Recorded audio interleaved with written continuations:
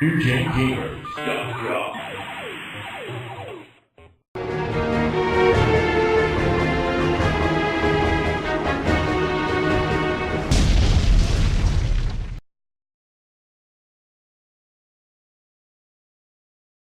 Now we're going to play some bloody Mortal Kombat.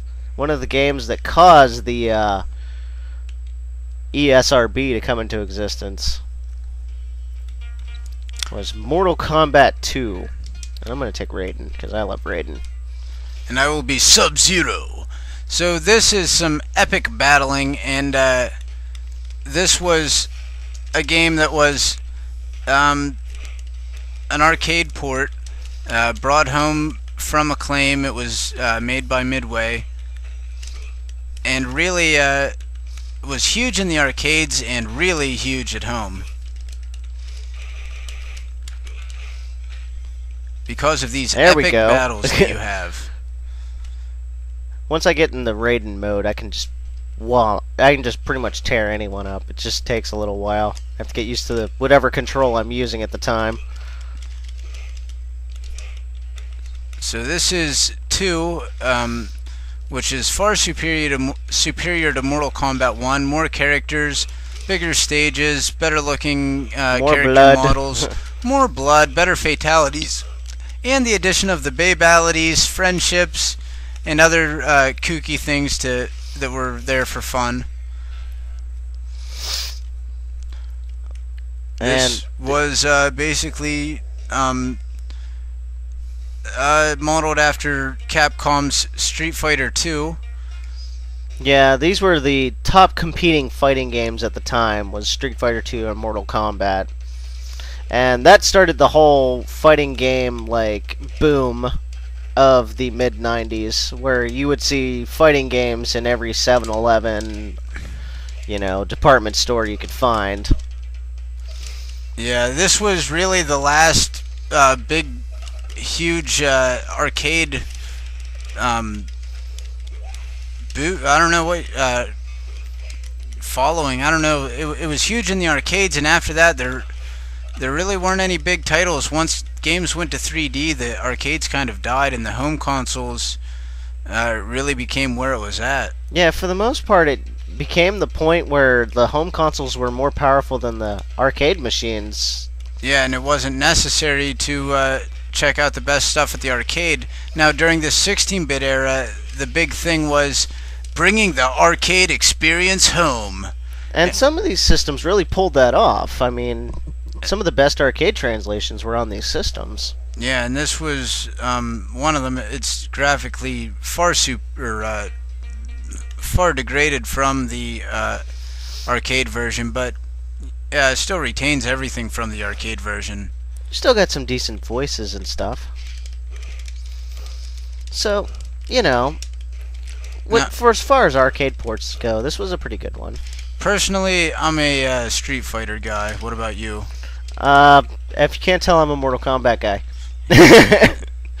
I'm like pulling off all the moves most people don't remember for 10 years. And this was huge at the time. Back then, you were either a Genesis or Super Nintendo fan, and you knew if you liked Street Fighter or Mortal Kombat, you had to have a favorite. It was part of the culture, and as you can see, I am not a Mortal Kombat fan, and I just could never get it. You're not a Mortal Kombat guy. Nah, I never got it.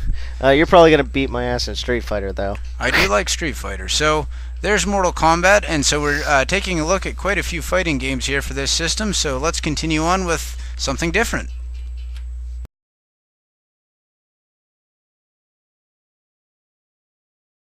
Alright, continuing on here, we're going to take a look at Street Fighter 2 Championship Edition. Now Special Championship Edition. Yes, this was a special version that Capcom brought over to the Sega Genesis after Street Fighter 2 was brought to the Super Nintendo, and it had the extra boss characters as well as the ability to turn the speed up and have the turbo hyper speeds, which would then also be available in Street Fighter 2 Turbo for the Super Nintendo and in the arcades. Let's see. Oh, there we go. Oh. And this series really put fighting games on the map, and pretty much every fighting game you saw come out up to this day is modeled around this game, which it was kind of based after ER Kung Fu from Konami back in the 80s, but this was way better and was a huge arcade hit. This is pretty much what spawned the whole arcade boom of the late 90s. Early 90s, yeah. Yeah, the arcades were starting to go out during that time. Yeah. And if it wasn't for this game, arcades would have died a lot quicker than they did before. Yeah, this really brought people in and brought in some competitive stuff.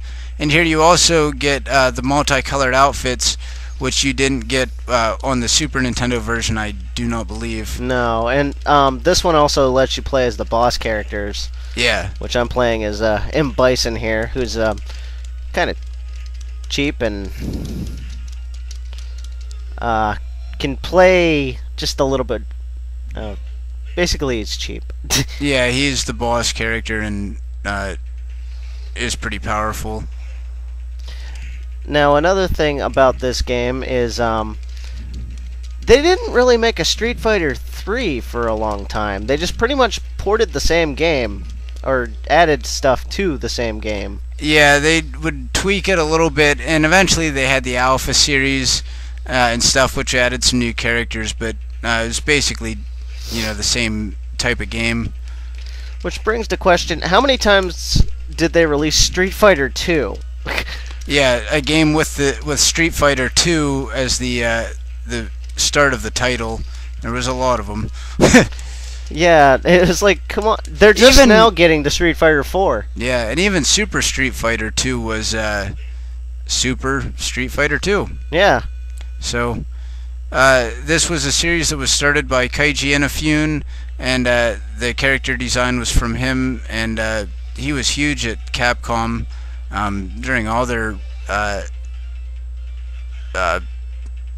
glory days, I guess. Yeah, the famed creator of Mega Man. And now I have the guy that can reach across the screen, so...